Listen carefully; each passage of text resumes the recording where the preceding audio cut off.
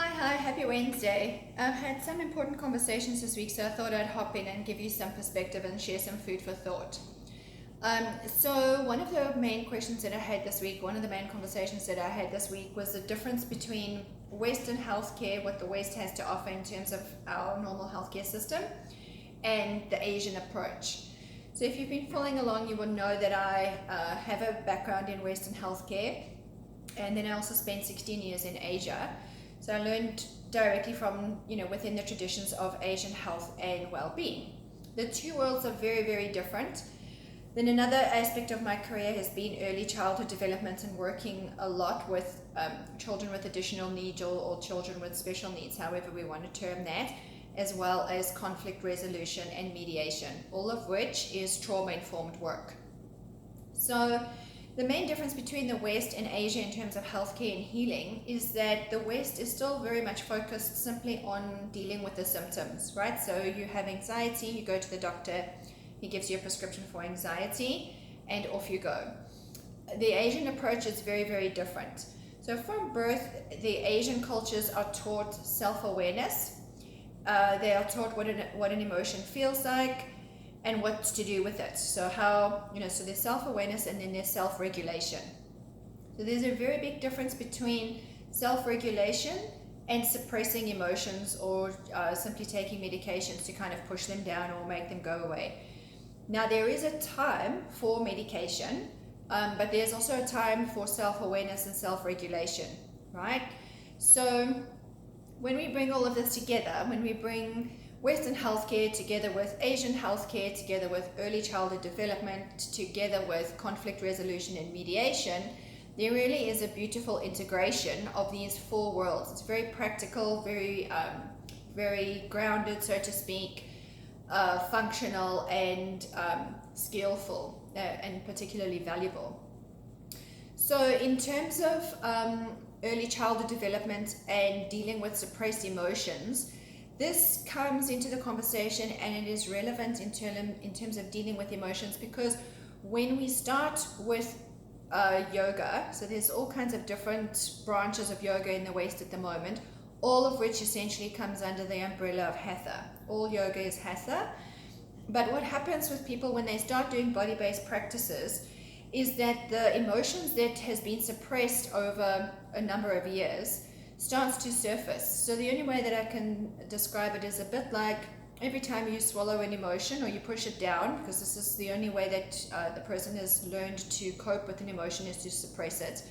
When we start doing yoga, it's a bit like styrofoam. So that emotional styrofoam starts to surface. And if it's not handled correctly, if it's not handled in an appropriate way, it can be quite explosive, right? So one of the fundamental emotions that is very much suppressed and is very much kind of showing itself in the world at the moment is anger.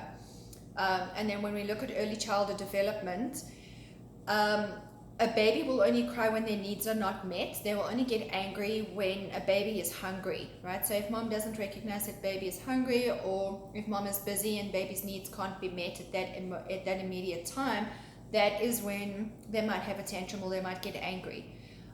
So it's very much the same for adults. When our needs are not being met, or we're not getting what we want, this is when anger becomes dominant. But the beauty of Asian healthcare is that by understanding that emotions is simply an impermanent emotion, by recognizing that the person is experiencing anger in that moment, if they have enough self-awareness to realize that that's what they're dealing with, and they have self-regulation skills, it allows you to work with it, to work through it, rather than kind of throwing it all over the world, or alternatively suppressing it, which does lead to illness. So from an Asian perspective, anger is related to heat in the liver. And so by detoxing or helping a person to detox their liver, it reduces the anger, and then also having the skills to recognize that that's simply an impermanent emotion and to work through it is very, very helpful.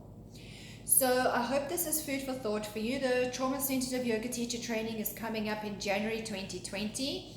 It's limited to 10 people only, and we cover a very large portion of this, right? So trauma-sensitive work does involve understanding the pathways within the brain, how a traumatic experience has impacted a person from a very practical perspective, how it impacts your hormones, and then how to get those hormones back into balance, as well as using Asian approaches to healthcare and well-being, so using yoga, using massage, using expressive arts and creativity to help people express the emotions that they have suppressed or pushed down, and doing this in a way that we have minimal conflict, right? So within the yoga community, there's a lot of discussion very often that there should be non-judgment, and we should be kind of focusing on having a peaceful world. And yes, I'm in support of creating a world or living in a world that is peaceful. Obviously, that's why I'm involved with mediation and conflict resolution, because I do very much support this. But at the same way, without having the skills to resolve conflict in a practical way where both parties or everyone's needs are met in a reasonable and appropriate way, we really can't move towards a peaceful environment.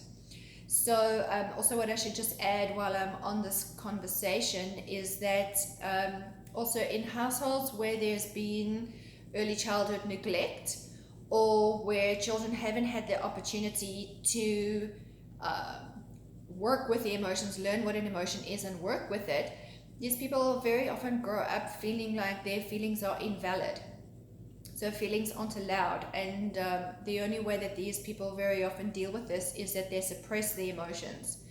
So the suppressed emotions from an Asian perspective is what leads to illness, and these emotions need to be processed, they need to be released, they need to be worked with in a healthy and functional way, primarily so that they don't cause harm to the individual. But also Asian cultures are they're collective in nature.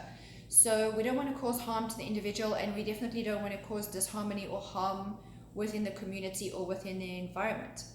So for me, Cellular Life Wellness is a social entrepreneurship.